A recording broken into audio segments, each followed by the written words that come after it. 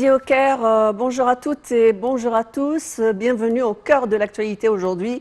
C'est la participation du président Abdel Fattah el-Sisi au deuxième forum, la deuxième édition du Forum d'Égypte pour la coopération internationale et le financement du développement, Égypte ICF 2022, qui se tient à la capitale administrative, qui se tient du 7 jusqu'au 9 septembre. À l'actualité, bien sûr, l'actualité comprend également une réunion importante des ministres des Affaires étrangères, de l'environnement, mais aussi de l'économie, qui vont traiter des solutions du financement, des solutions de développement et du plan à suivre pour le continent africain. Son agenda à 60 jours simplement de la COP 27 qui va se tenir, cet événement mondial qui va se tenir à Sharm el-Sheikh pendant le mois de novembre.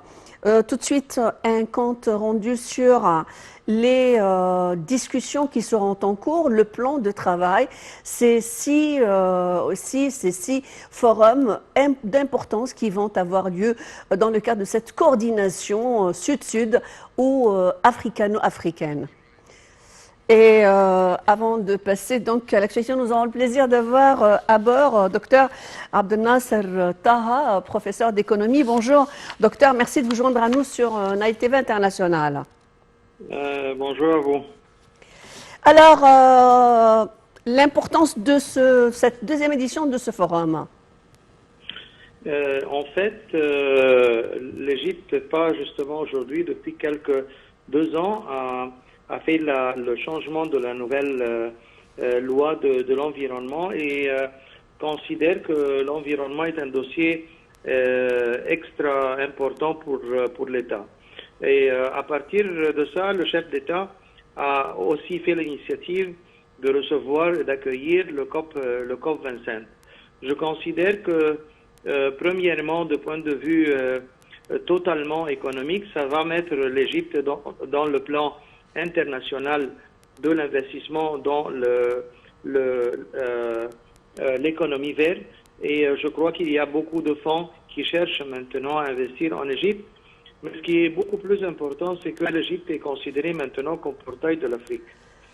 Donc le modèle égyptien dans le développement vert et l'économie verte va se présenter pour les pays africains comme un modèle pilote, un modèle essentiel pour que l'Égypte joue le rôle de portail pour l'Afrique dans l'investissement dans l'économie verte. Alors justement, en parlant d'investissement, je pense que le plan serait le plan de trouver des investissements tangibles. Qu'est-ce qui est à l'agenda de ce deuxième forum dans le cadre du financement par les instances, que ce soit financières internationales ou les instances locales avec l'aval du secteur privé? Quel est le plan pour pouvoir trouver des solutions tangibles et réalisables pour sauvegarder de l'impact néfaste de cette dégénérescence climatique? En fait, on reçoit aujourd'hui beaucoup d'investisseurs dans le dossier de de production d'électricité photovoltaïque. Et on est à 3 mois avant l'événement. Il y a beaucoup de boîtes qui trouvent que le marché de l'énergie mondiale, l'Égypte est placée dans une situation très positive. Donc, c'est pas à partir du COP 27, on est aujourd'hui prêt et on a des législatives qui ont été changées pour bien accueillir les investissements qui viennent de l'Égypte, des investissements européens. Et je ne parle pas de l'investissement égyptien local. Il y a dans le domaine de la préservation de l'environnement, il y a beaucoup de boîtes égyptiennes qui ont fait beaucoup de succès dans le domaine de recyclage de grande taille. Et beaucoup d'investisseurs qui viennent après ce succès pour continuer à avoir des dossiers beaucoup plus profitables pour eux. Donc, le domaine de recyclage, de l'environnement et de l'énergie verte et de l'économie verte est étendu pour l'Égypte. Oui, oui, ce dont je parle, c'est l'avenir en commun de ce continent africain, favoriser la coopération sud-sud, cette fois-ci, qui cible les changements climatiques qui sont néfastes, que ce soit dans leur contexte économique, que ce soit sociétal ou que ce soit dans, je veux dire, comme des domaines d'importance pour pouvoir survivre sur la planète Terre. Alors, on a entendu dire que l'Afrique plaide pour s'octroyer un fonds qui va viser le plafond des 600 milliards de dollars. Parlez-nous un petit peu de cette perspective économiquement parlant, de combien a besoin l'Afrique? L'Afrique, le continent, premièrement, considère que l'Égypte est un pays pour eux très proche. Il y a des relations qui sont très historiques, qui sont très fortes, mais je considère que il y a beaucoup de pays africains qui sont liés à la France, par exemple, les francophones. Il y a d'autres qui sont liés à d'autres pays européens et développés. Mais les Égyptiens ont une place, une situation beaucoup plus forte parce que les relations historiques sont très positives.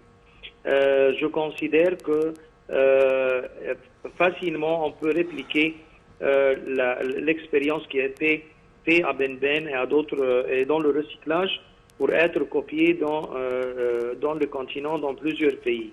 La taille, on ne peut jamais confirmer des chiffres très précis, mais je crois qu'en Afrique, maintenant, l'expertise égyptienne dans le domaine de préservation de l'environnement peut être immédiat, prêt à se déplacer vers n'importe quel pays qui auront besoin avec nos frères africains. Alors, on parle des possibilités aujourd'hui, donc l'urgence face à l'urgence climatique. Il y a le développement de ce concept, Dr Taha, qui s'emploie aujourd'hui, très en vogue dans les pays développés, qui est ce qu'on appelle sobriété énergétique. Créer une forme de conscience collective qui puisse aider à améliorer notre propre consommation de l'énergie, être moins néfaste pour le climat. Le continent africain a-t-il des infrastructures qui peuvent favoriser ce travail? Et de combien il a besoin? Encore, je reviens sur cette question de statistiques et de possibilités dont doit disposer l'Afrique pour pouvoir émerger et contrecarrer les effets néfastes des changements climatiques qui sont d'ordre radical aujourd'hui en 2022. Quand je disais, le chiffre ne peut jamais être précis, mais j'ai un modèle avec des chiffres. Si on considère que l'Inde, par exemple, qui ont réussi à faire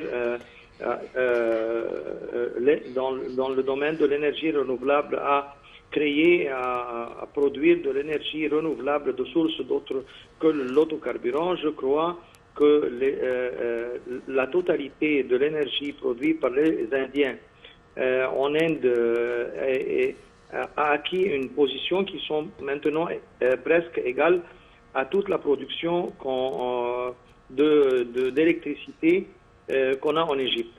Et avec des technologies qui ont été créées localement, qui ne sont pas très compliquées. Et ce modèle, avec ces chiffres, indique qu'on pourra accomplir beaucoup de projets et avoir beaucoup d'investissements et sauver la planète en même temps avec des solutions qui ne sont pas très compliquées, des solutions locales. Et l'Égypte possède l'expertise et la présence et le modèle qui a, comme on a dit, qui a commencé depuis quelques années. Alors, aujourd'hui est prévu donc de nombreuses discussions, nombreuses tables rondes, plusieurs séances d'importance. Parlez-nous un petit peu de ces séances qui relèvent de comment soutenir l'action climatique conjointement entre les nations africaines et comment favoriser le développement global. Est-ce que vous avez des informations liées à ces ateliers de travail? Je sais que chaque ministère se prépare avec un plan de discussion, de dossiers pour les présenter et avoir des tables de discussion dans plusieurs domaines. On a essentiellement ministère de l'Environnement et ministère de l'Agriculture et de planification, de ministère de plan, de planification. Donc il y a plusieurs qui se préparent avec des agendas, qui reçoivent des experts locaux et experts internationaux pour bénéficier de ce rencontre, pour déposer des dossiers et avoir des discussions et atteindre des résultats concrets. Également, d'une autre part, aujourd'hui, les Nations Unies, spécialement la commission qui s'occupe de l'économie africaine au sein des Nations Unies, qui a fait des déclarations aujourd'hui. Je veux les partager avec vous pour que vous me donniez votre opinion. Elle a dit qu'aujourd'hui, la COP 27, qui va se dérouler à Sharm el-Sheikh au mois de novembre prochain, c'est tous les projets qui passent de la phase des négociations via l'exécution. Donc tous les sommets antérieurs, à commencer par le sommet de la Terre, Glasgow, etc., toutes les commissions s'y jointent, c'était de l'ordre de la négociation. Aujourd'hui, on s'attend à de l'exécution et l'Afrique est pas dans le collimateur et au devant de la scène. Commentez-moi un petit peu ce qui a été dit par cette commission prestigieuse aux Nations Unies. Il y a beaucoup d'efforts maintenant pour, comme vous avez exprimé, pour avoir des dossiers concrets qui ont passé à l'état de l'exécution, pas au niveau d'études. Et je crois que l'Égypte se prépare avec des dossiers qui sont très concrets, qui sont sur terre et qui ont réalisé des résultats bien positifs et clairs. Je ne suis pas au courant qu'est-ce qui se prépare en Afrique, mais je crois que l'Égypte, comme organisateur, va préparer les dossiers africains de la même façon comme ils ont préparé les dossiers égyptiens.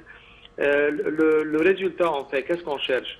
On cherche d'attirer l'attention vers la taille d'investissement qui se présente en Afrique et aussi la qualité d'expertise qu'on possède en Égypte. C'est le message principal que l'Égypte est maintenant placée comme un pays qui possède l'expertise et aussi le lien entre l'électricité, l'eau, le développement durable avec les problèmes de l'environnement. Message reçu, docteur Abdel Nasser Taha, professeur d'économie.